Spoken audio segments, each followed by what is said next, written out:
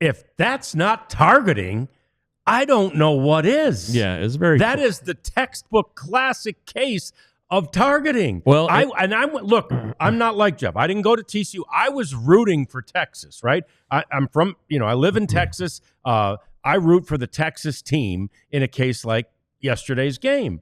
That was targeting. I agree. And there's something else that's interesting that a friend of mine sent to me. Apparently, the Texas blocked that field goal. The ball bounced over the upright.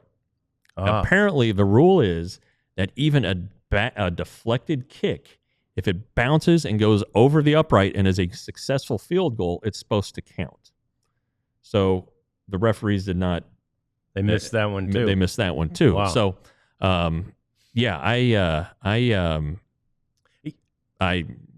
So that changes it. That right there changes it. The targeting, not necessarily, I suppose, right? You still got to make they still plays. had to do something with it. But my God, it's going to give them the ball at the plus 40. Like, I am like, and my son-in-law, I wasn't watching with him, but sort of one of those virtual watching with him, and we were texting back and forth. And he's like you in a sense that he went to a school that used to get their butt beat by Texas all the time called Texas Tech. And he can't stand him.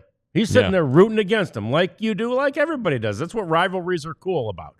That said, I said to him, I go, textbook targeting. Like when they send it to replay, there's no doubt this is going to be. I couldn't believe it was not targeting. And every time I've seen it since, it's still targeting. So, I get it if the guys on the field miss it. That sometimes happens, right? Yeah. There's a lot going on down there. I don't know how the replay officials missed that call. And there was another potential targeting just earlier in the quarter when Arizona State intercepted the pass, and there were two ASU defenders, and one of them hit the wide receiver. Well, the rules analyst for ESPN said, no, that's not targeting, and sure enough, it wasn't targeting. Yeah. The rules analyst said, oh, that's definition of targeting, and they waved it off. So anyway, Arizona State gave that game away when you really kind of look at it. That 3rd and 14 conversion in overtime is a killer. That can't happen. I don't know what they were doing blitzing there. But anyway, great game. And then, is finally a good one. Coop says you can't pull a ball carrier forward. Well, the game never should have gone to overtime, Coop. That's all I have to say about that. And that was first down. I think they would have had plenty of opportunities. I will say this, that kid, he's no bigger than a minute. I mean, he's a little man, and I know he's stocky, but that Scadaboo kid, he really is fun to watch. And to be honest with you, I'm not a fan of him and Levitt both coming out and shooting their mouths off before the game. I mean, if I'm their coach, I'm not happy about that, right? Yeah.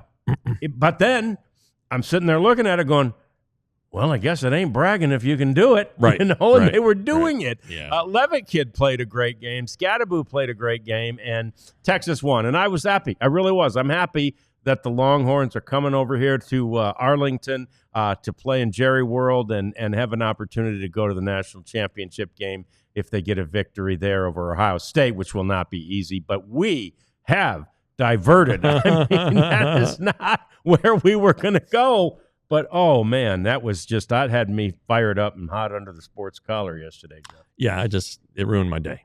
Yeah, I bet it did. I mean, Oh, well, let's go. Yeah, let's go. Let's talk about our predictions. It's about to ruin my day today. Yeah, I don't want to ruin this day. Today's a new start. Thanks for joining the DLLS Rangers podcast. Be sure to like us, subscribe to us, and upgrade your subscription. Become a diehard today. We all silly like the mayor.